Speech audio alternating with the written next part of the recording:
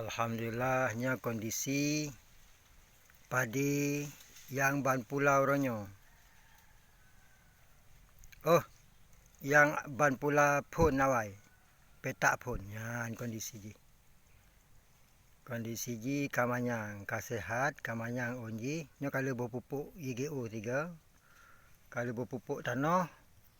Yang kedua ga pupuk mikrobakter. Ya, nyo kalau lengkap.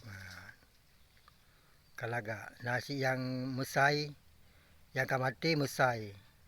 Selip-selip. Ya, kena orang nagal mesai. Tak selip yang kamati tak pujih tapi kadua ga pudik, kadua ga tanam baknya naginyo contoh.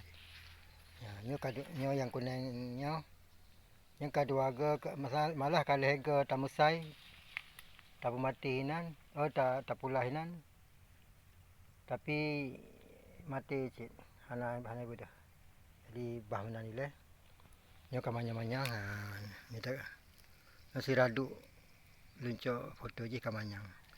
Mia on dari tanah, mia dari uram sampai manyang mia tak hitung ladum ke karap engkiing. Atau kalau waktu lah on je. Ya, kayu. Dan nyo petak takkan petak keput ya. Nyo petak keput baru pula 2 perleh. Karena gambut belah dih. Yang belah dih kosong ni gambut berat hat.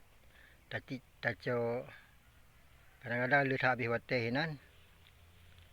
Taco lokasi lain. Ini taco lokasi yang agak darat. Malah yang kedih.